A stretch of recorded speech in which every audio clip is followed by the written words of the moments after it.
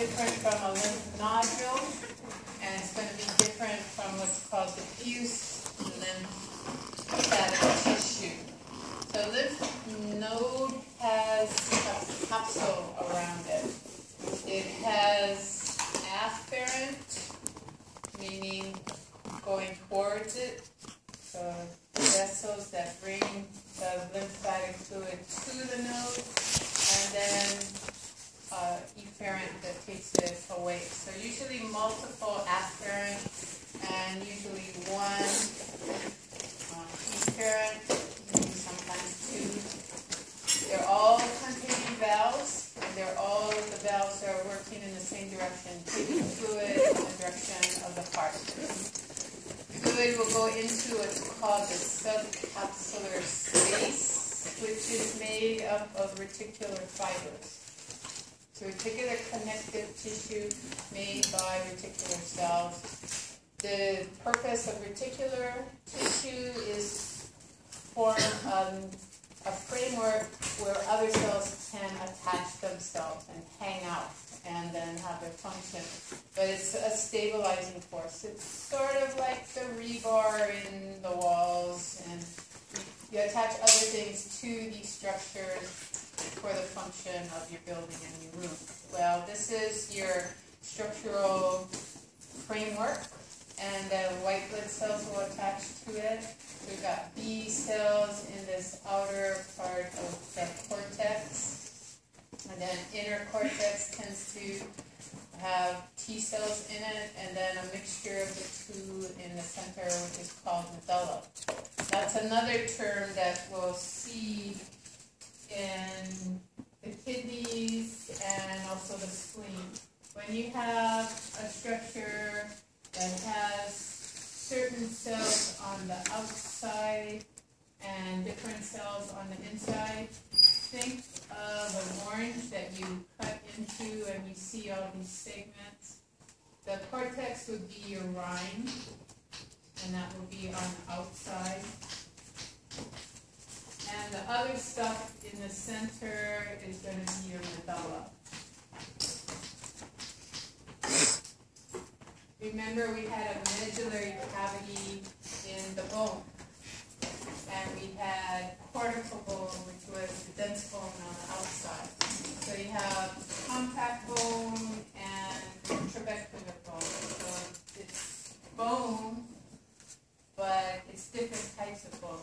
So here we've got the lymph node, different things and different structures on the outer surface, different things on the inner part of the lymph node.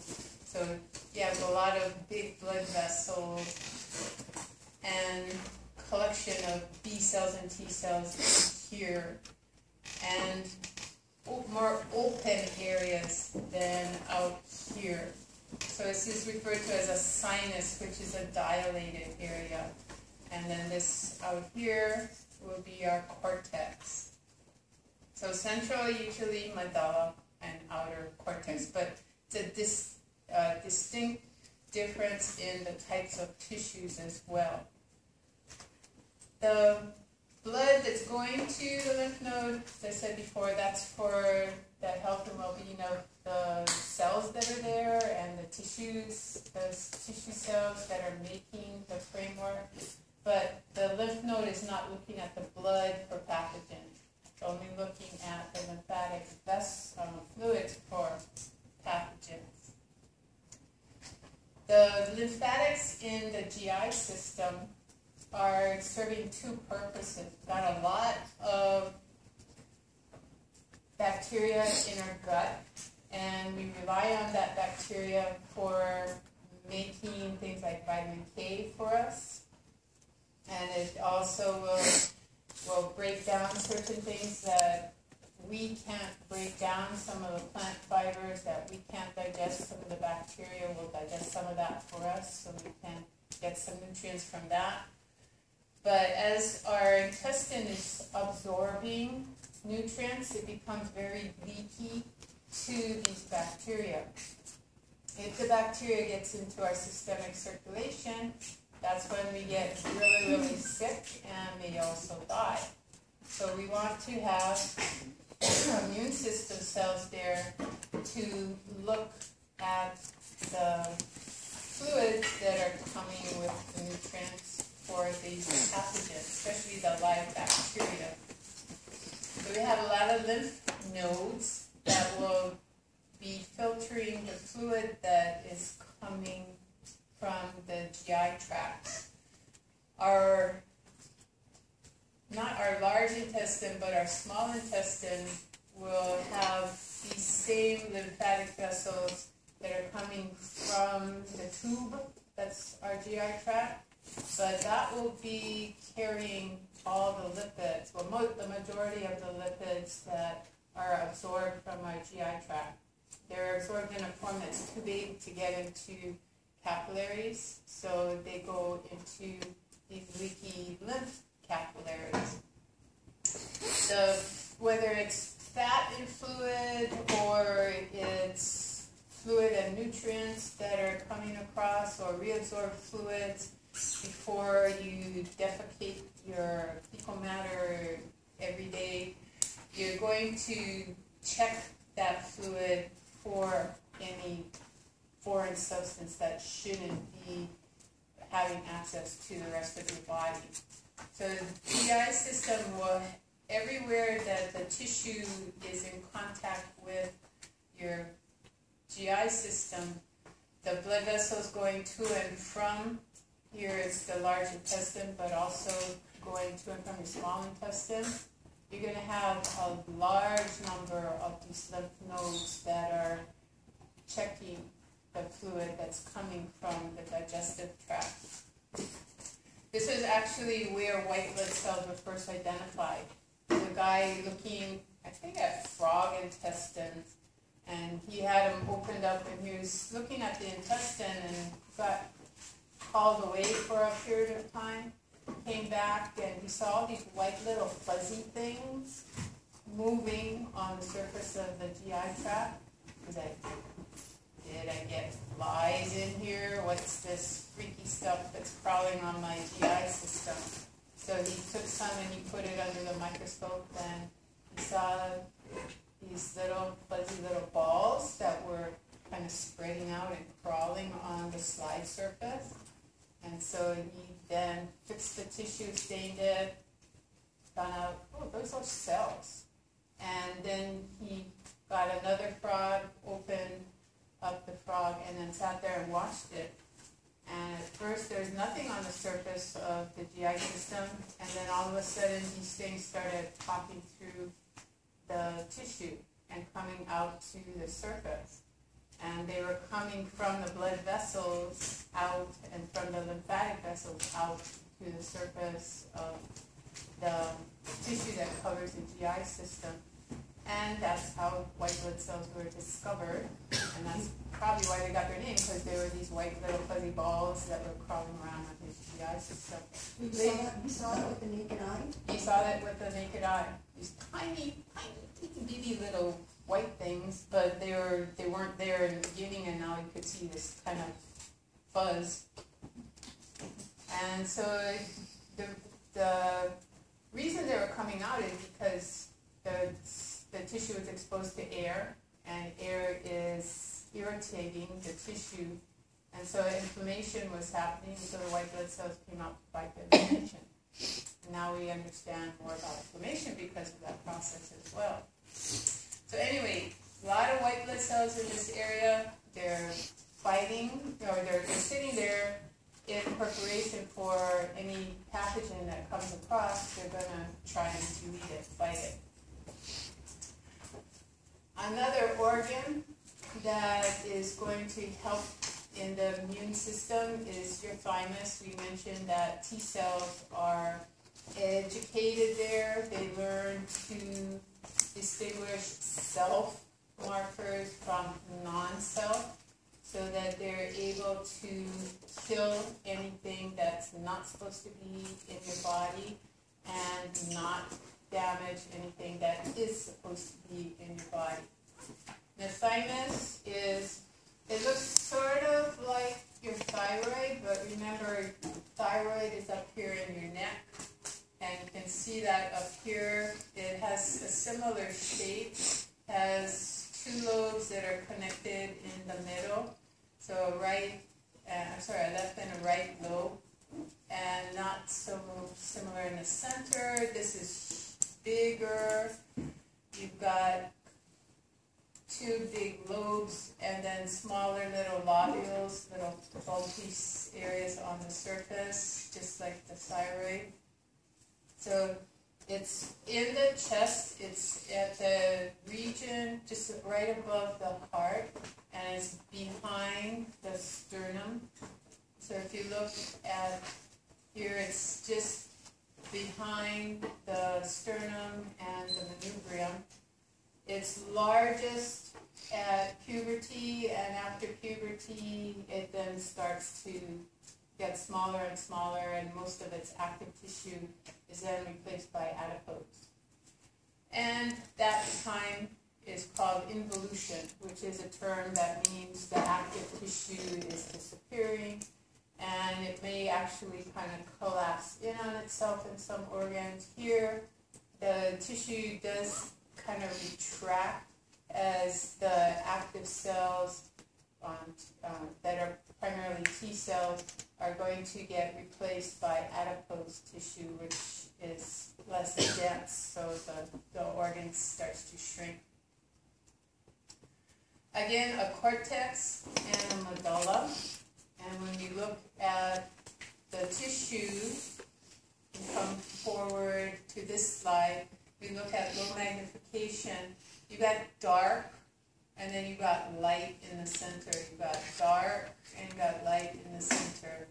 Dark and light in the center. So the dark, it's on the surface, so that would be your cortex. The lighter area is your medulla. The distinctive color, staining-wise, and then when you get up close, the components of the cells that are making up the cortex and the medulla are different as well. The cortical cells here, the fact that they're picking up more purple stain is indicating that they have less cytoplasm. The ones in the center not picking up as much stain because they have more cytoplasm in that area. In the center here, there are some areas that pick up even less stain, have a pinker appearance, and at high magnification, you see something like this. It's called a Hassel's corpuscle or a thymic corpuscle, and it's got these rings of pink that are kind of layered out. So concentric lamella is how it's described. So concentric meaning rings that are on top of other rings that are, then others are on top of that. And when you get out to the newer condensing layers, you actually see nuclei there. The older ones, the nuclei has disappeared. For a long period of time, you didn't know what these were all about, but it was distinctive histologically. You look at under a microscope and you see these clumps, you know that you're in the thymus and not in any other organ. So I guess the first person to identify that was Hassel, or somebody decided, well, let's name it after him. Not sure how that happened. They were called Hassel's corpuscles for a long period of time. Now they know that these are reticular cells, so they're epithelial cells that are making the framework for the white blood cells to hang out in. And you can see around them, you've got these big nuclei with cytoplasm around. These are white blood cells. They're primarily your T cells. And these, for some reason, the cells that make the framework that these white blood cells are attached to, over time they condense and form these structures called the Hassel or thymic corpuscle.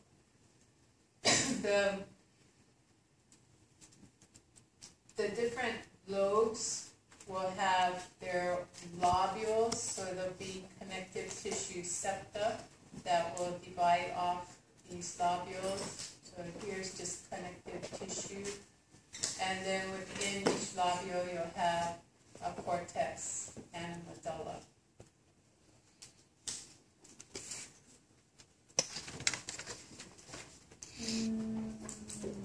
So the stroma, which is the rest of the cells in the lobule, not the Hassel's corpuscle, but because those are the remnants of these other stromal cells. They release a hormone called lymphopoietin. It turns out it's also released in other tissues, so I put some examples here. The lungs have it, the gut has it, so does the skin. This is a hormone that activates the other cells of the immune system, so non-T cell activation. So dendritic cells that will then activate your active immune system or adaptive immune system. And then it also influences the cells of your innate immune system, which are not having, these are your natural killer cells and other phagocytes that just are responding to chemicals to come in to delete pathogens that have gotten into your body. So a long time they didn't know what kind of stimulus the innate immune system was functioning in response to, and they figured, well, maybe it doesn't have to be cued at all. Maybe there's also, besides it being innate in you, meaning it's there all the time, maybe it has some innate sensing mechanism and doesn't have to be stimulated. But then they discovered this lymphopoietin and think that that is what is triggering these other cells of the immune system.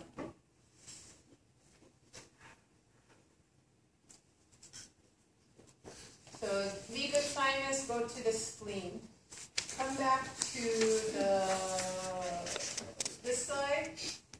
I didn't mention what that was. That looks like it's hanging off a lymphatic vessel. That's the spleen, and then up here is your thymus. Your spleen really has nothing to do with your lymphatic fluid at all. It's looking at the blood. And it's looking at the blood for pathogen that may have gotten into it and not into the lymphatic fluid, or got past your lymph nodes and your lymph nodules and other white blood cells that could delete it and then got into your blood. So now the pathogen in your arterial blood will come to the spleen, and then there's white blood cells in the spleen that will look at the blood for those pathogens.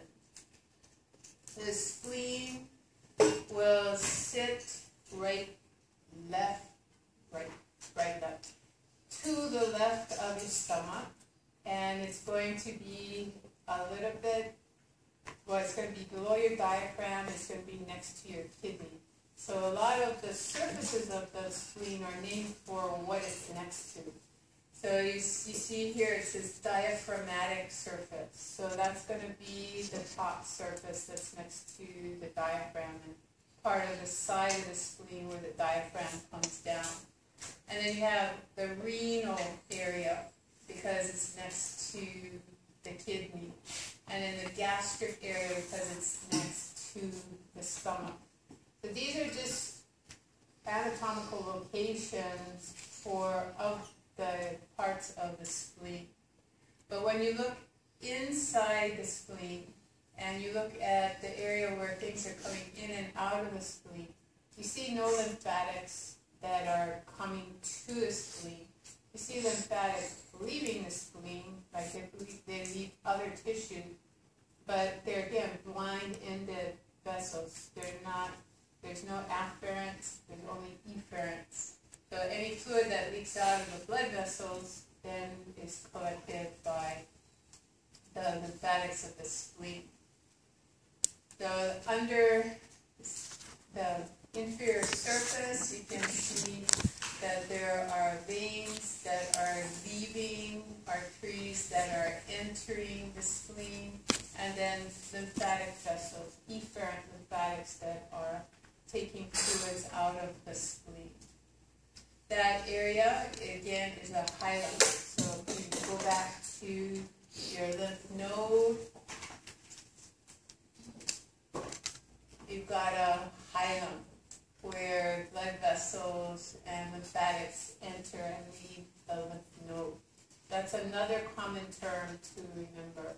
The lungs have a hilum. The kidneys have a hilum, where in the lungs it's airways and blood vessels going in and out and lymphatics coming out.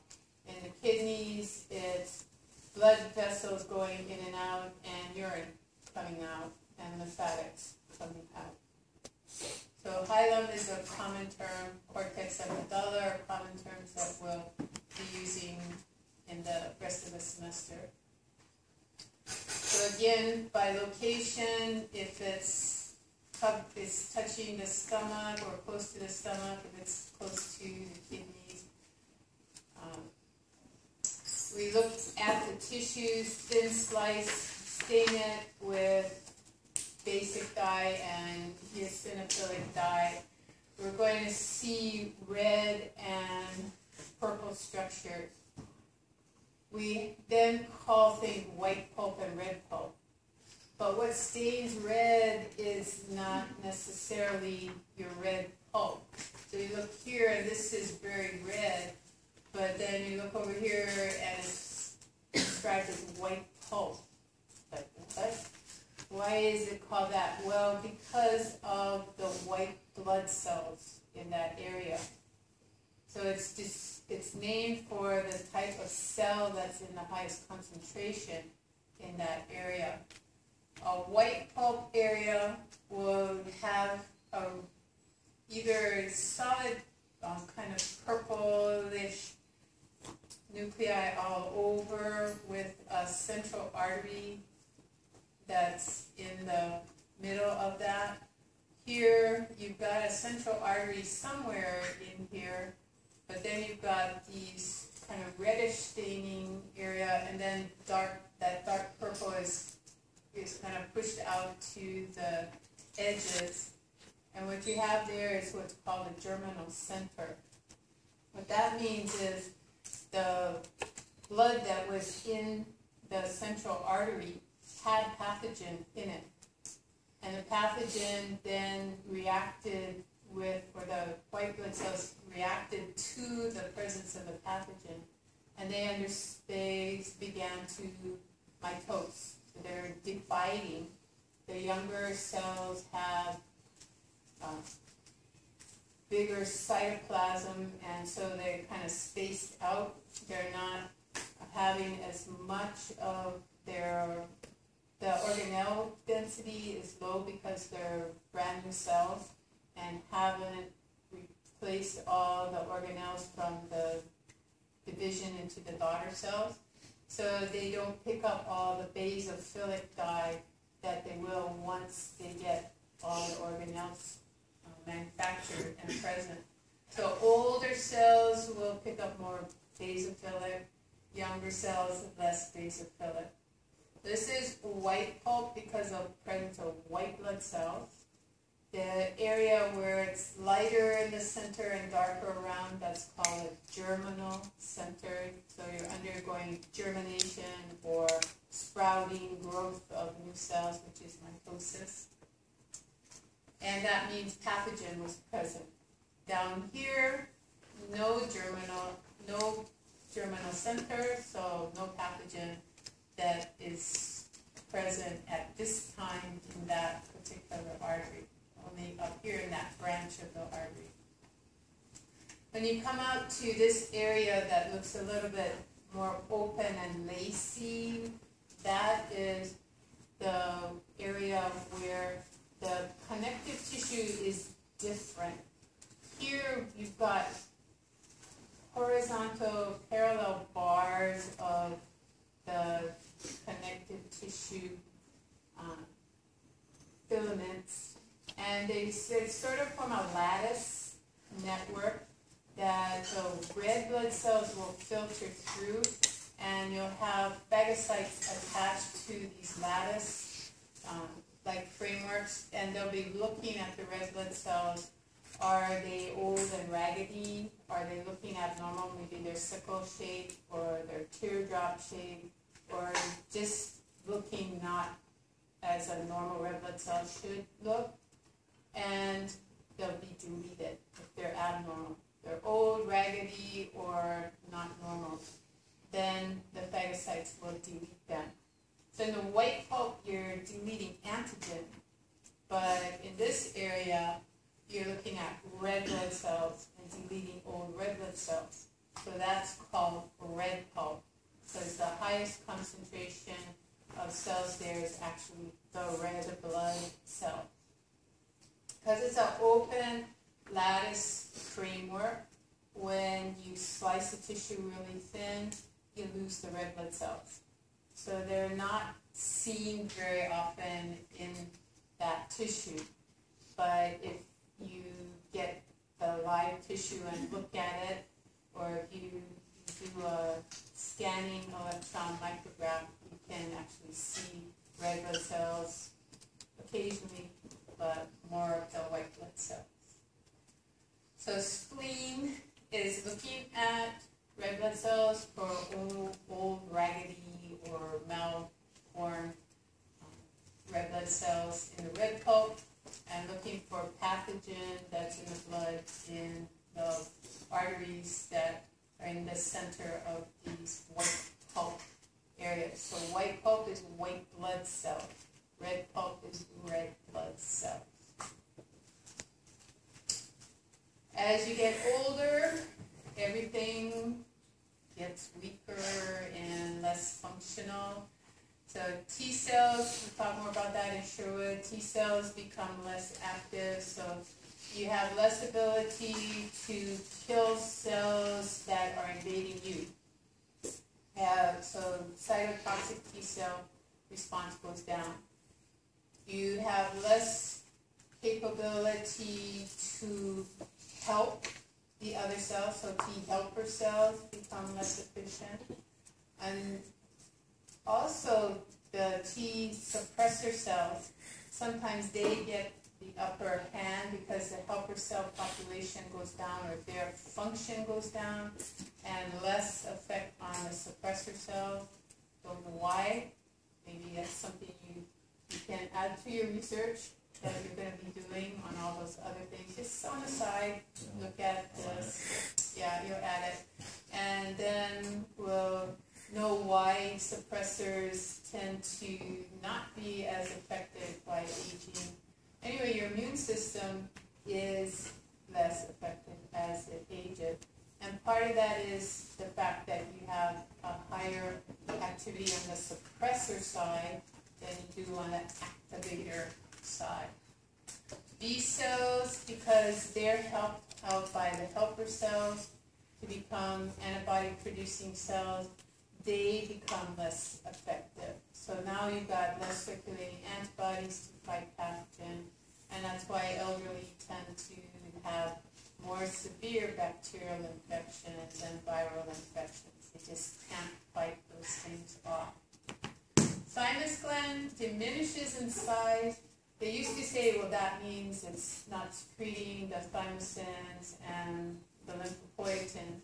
But apparently, at least according to the current research, that's not the case, that there's adequate thymosins there, adequate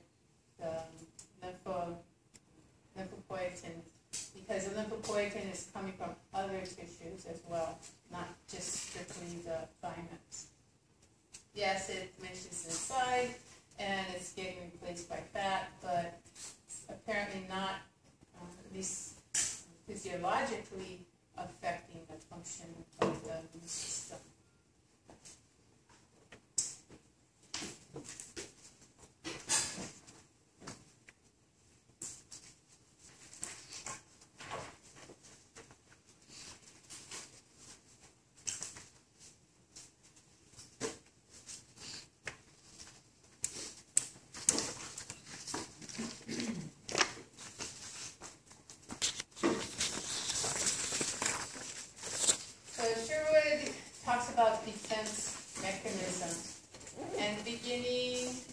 talking about your barriers. What are your barriers for your skin?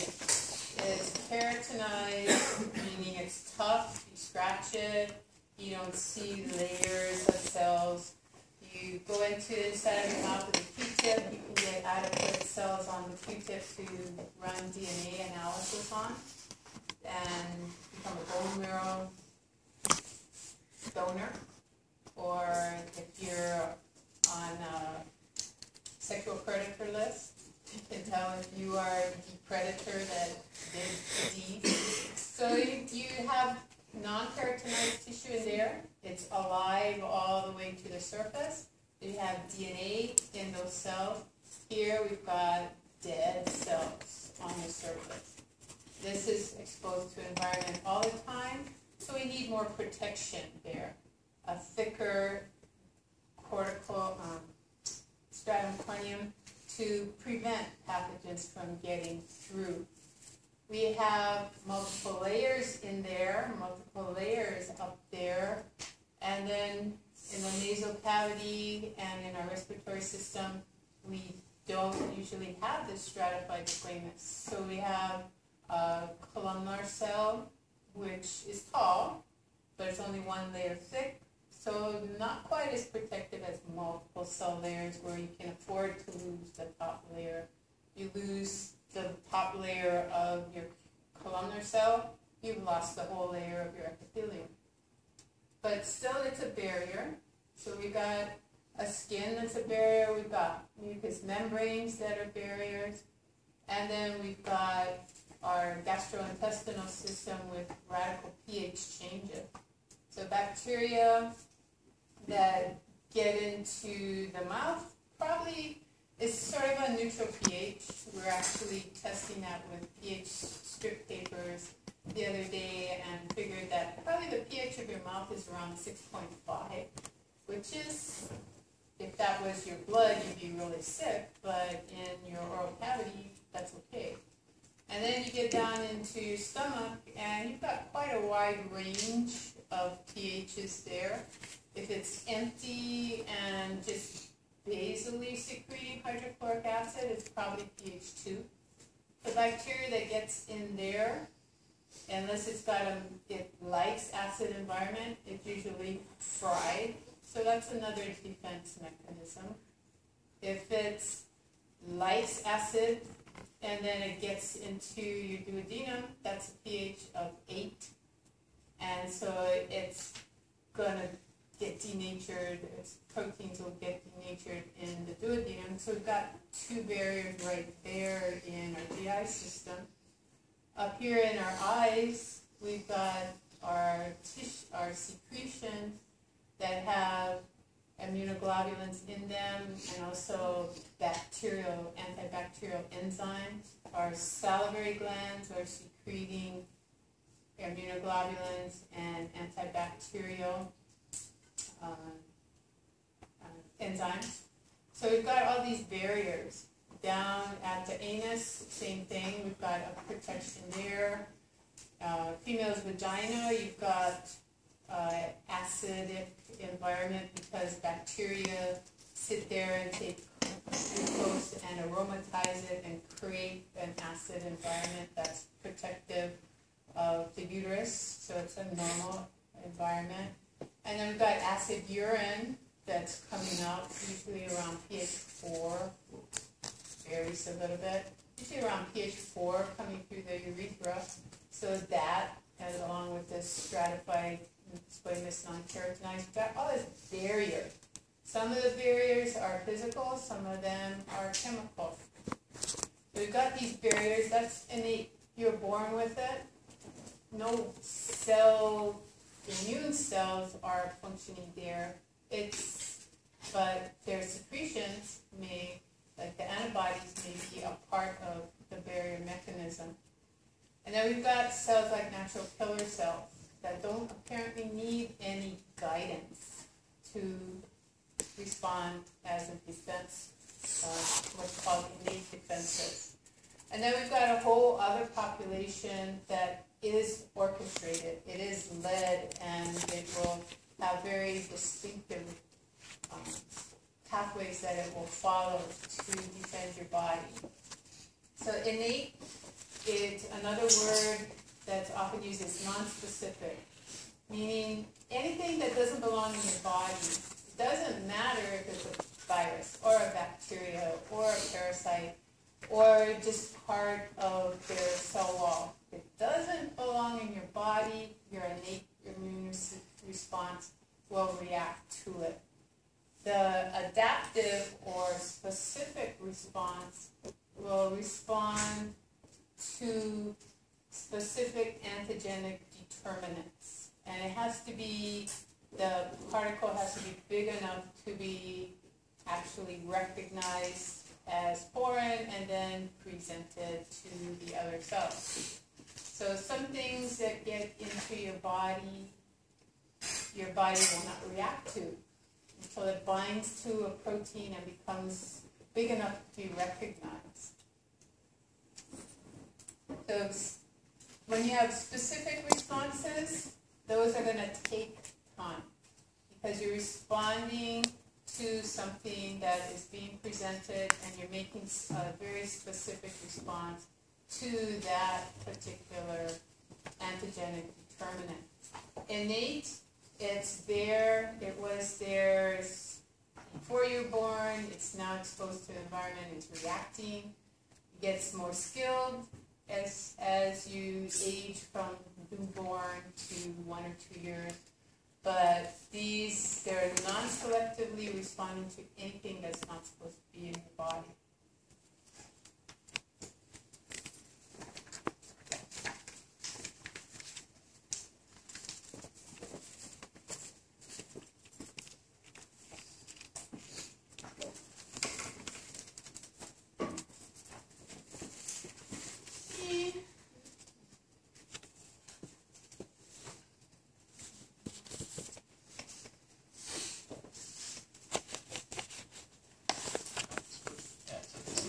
Of entry for pathogens.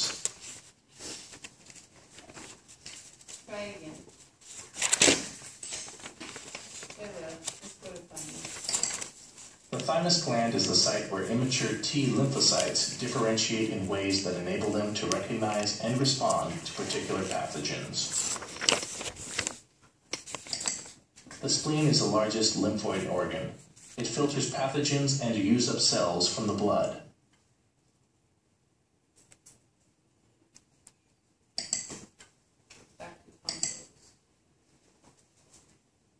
The tonsils are 2 masses of tissue on the back of the throat. They serve as the body's first defense at this major point of entry for pathogens. The reason why they say there are 2 is there's 2 main groups that respond to pathogens. The pharyngeal tonsils that are up in the back of your nasal passage, and then the palatine tonsils that are in the back of your throat. There's also the lingual tonsil there's usually 2 of them on the back of your tongue. That doesn't seem to ever get infected, so they're not sure if it really has an immune function at all. So there's 2 groupings that are known to be immunological in their function.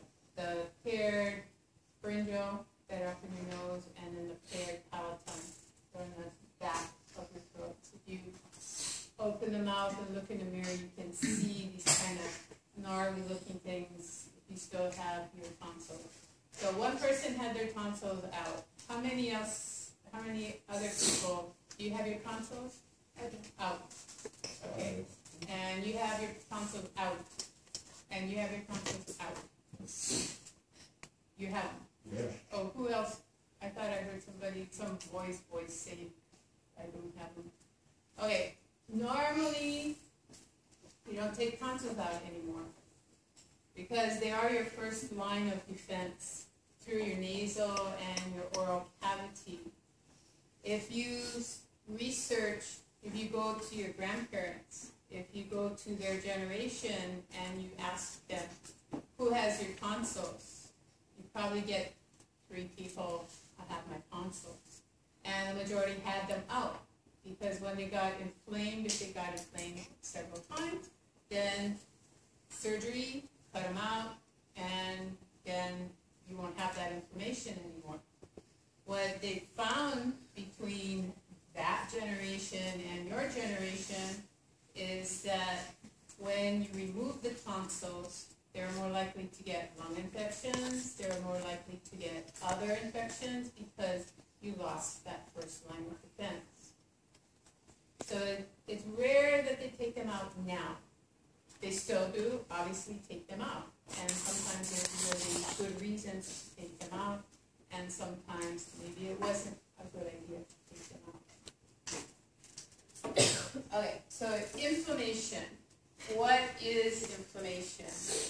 Come to this, I'm just going to pass that. I'll come back to it. So, classic signs of inflammation. How do you know you have inflammation? It's on the surface of your body, or you look in the back of your throat and you see your throat is red. Your hand, this area is red. That is a classic sign of inflammation. In Latin, ruby or rubro, that's the redness. And then, what else when you have inflammation? If you have inflammation in your throat, sometimes it's really hard to swallow because it really hurts to swallow. So you've got pain.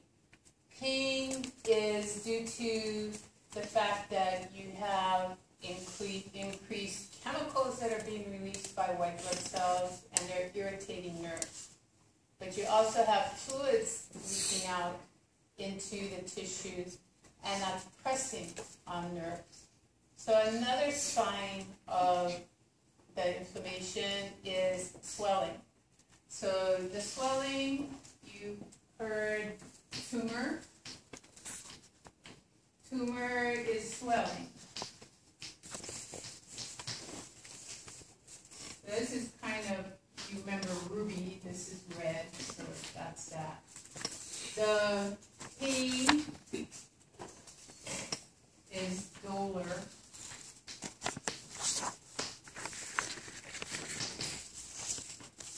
And then the last is heat. And if you think of consuming food, and that is in the form of calories, how do you measure calorie? Well, a small seed calorie is how much heat does it take to raise a gram of water 1 degree centigrade. You talk about kilocalories, which are the big seed calories that we're consuming, which are 1,000 little seed calories. So a kilocalorie is the amount of heat necessary to raise a kilogram of water 1 degree C. So calor, that root is heat. So caloric intake is to keep our bodies warm, to keep our ATP producing, to give us the work to keep our bodies warm and functioning and our organs alive. Dolor is the one, Dan might have to work to remember that. So classic signs of inflammation: it's going to be hot, it's going to be swollen, it's going to be red, and it's going to be painful or irritated. It's going to be irritated. The tissues will be irritated.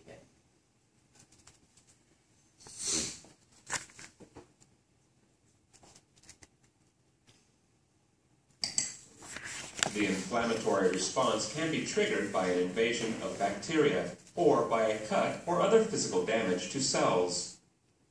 Chemicals, such as histamine, released by the bacteria or damaged cells accumulate in the tissue. These chemicals cause nearby blood vessels to dilate. The dilated blood vessels become more permeable, and plasma fluid and complement proteins leak out into the tissue. The complement proteins attack the bacteria and attract white blood cells. White blood cells, such as macrophages, surround and engulf the bacteria in a process called phagocytosis. White blood cells can also digest any damaged cells. Macrophages may also release cytokines that cause a fever. And they also release cytokines that attract other white blood cells to the area, like neutrophils, that are your professional phagocytes. And maybe there were already macrophages in the tissue, and they were the first ones to see the bacteria, so they released cytokines that attracted more macrophages to that area. They will process that antigen on the bacteria and then put it on their surface to present it to other white blood cells to trigger the adaptive, specific immune response. When they release the chemicals will be the most concentrated right around the cell, and then they diffuse through the fluid to the area of the blood vessels, and then the white blood cells that are bucking out will follow that chemical gradient to the site where the infection is. So there's a lot going on there. We'll be covering this step by step as we're going on. So here we've got injury. We've got somebody jabbing a piece of wood through your epidermis. So you've broken your physical barrier. That stick may have had bacteria on it. So you're walking out in the garden or in the forest, and you take off your shoes and you're walking around, squishing through the mud, feeling, oh, this is so good, and then wham, something hits you. So you're in this muddy muck, probably full of bacteria, and now you rammed a thorn or a piece of wood through your foot, and you have taken that bacteria now underneath your epidermis. So now you have inoculated yourself with the bacteria. The bacteria getting into the dermis area where there are already cells that are hanging out there, tissue-specific cells like macrophages. Actually, up here in the epidermis, you have dendritic cells, the Langerhans cells, that are also, even if you don't get all the way through your epidermis, they would still mount an immune response in that area to prevent any growth of the bacteria, and then they would break down the barrier and get into your body. But we've inoculated all the way here. So we've got tissue-specific macrophages that are in our dermis, and they start to release their cell secretions, which are called cytokines, which means cellular secretions. High concentration, closest to them, diffuses away. Closer, as the concentration gradient goes down, is still enough to attract white blood cells inside the blood vessel. First thing they do is stick to the inside of the blood cell, and that's called margination. They go to the margins of the vessels, and then they're releasing chemicals, but histamine is also being released from the mast cells in the area that's dilating, making the blood vessels more permeable. So maybe they don't even have to break down any barriers between endothelial cells for the white blood cells to get a little foot process outside the capillary. But they have to get a little hold onto the connective tissue outside, and then they just kind of pull themselves out. Once they're anchored out there, they just pull the rest of their body through, and then they can follow the chemical gradient back to the site where it's at its highest concentration, and that will be the location of the cells that are releasing the chemical. They're releasing the chemicals because that's the highest concentration of the invading pathogen. So the white blood cells that leave, that extravasate or leave and then crawl following up the concentration gradient, that's called diapedesis here.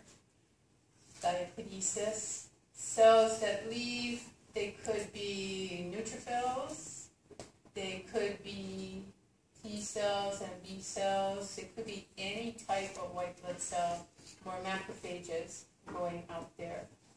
If it's a specific type of allergen or a specific parasite, eosinophils may also go out into the tissues. And then we have two types of white blood cells that stain blue. We've got mast cells, but we've also got basophils. And in my time, they were debating, are they the same cell? And now they know they have different markers on them, cellular differentiation antigens. So it's pretty clear that they're two different populations. But they both contain histamine and heparin, and they have different maturation points. So they're distinct populations. Neutrophils with their multiple segmented nuclei. It's kind of a weird looking nucleus. But anyway, they're the professional phagocytes. They're what are going to form the pus in the area where you have an infection. They don't live very long once they start phagocytosis. And the chemicals that they're releasing to help to break down the pathogen are also breaking down their own cell walls. So they tend to phagocytose and then die in the region and then accumulate as pus. So inoculation, and then the mast cells and also macrophages in the area start to release the cytokines. I corrected this once, but this is not a run, it's a run-on word. It's local arteriolar vasodilation due to the histamine. And then what that allows is for more white blood cells to get out, but also fluids and nutrients to get out there to help to heal the damaged tissue that's out there. And presumably also an easier route for waste products to get back and carried away. So histamine will initiate the vasodilation, the leakiness of the blood vessel. It also, when the blood vessels dilate, more red blood cells, more blood goes to that area because total peripheral resistance is going down, right? Because larger the radius, then the lower the resistance because it's raised to the fourth power in the denominator. It's all applicable still. So with an increase in radius, decrease in resistance to blood flow, more blood goes out there. That's why it's red, because there's more red blood cells in that particular area. Why? Because the blood vessels are dilated in that area. Why is there heat? Because there's more warm blood at the surface. So you touch that area where the nice warm blood from your organs has come up to the surface.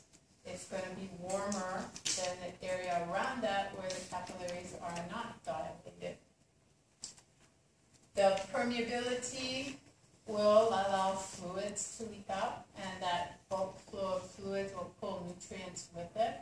But that fluid is going to be in excess of what the lymphatics are able to carry away. And the blood vessel is permeable, so fluid's going to be leaking out the whole length of the capillary, not just at the arterial end, but the whole length of the capillary. So there's no net reabsorption. So this would be a case where the fluid pressure in the interstitium is going up as you go down the length of the capillary, and it is not close to zero at any point. So fluid collects, that's why it's swollen, and it also helps to lead to pain because that excess fluid is pressing on nerves, and the nerves are irritated, and those sensory nerves are firing to the brain, and the brain interprets that increase in action potentials as pain. Whether it's truly painful in that area, who knows? You just irritating the nerves and sending off more action potentials, the brain interprets the increase in action potentials as pain. Because if you had a non-swollen area and jabbed it with a needle, that would irritate the nerve and that would be interpreted as pain. Later on it would be inflamed and it would be painful for the back. But anyway, so the swelling leads to pain plus the chemicals that are being released to break down the pathogen that are being released to open the blood vessels up, dilate them, and make them more leaky. The histamine irritates the nerves, and that is, again, sending more action potentials, which are interpreted as pain. Okay, take a break, and then we'll start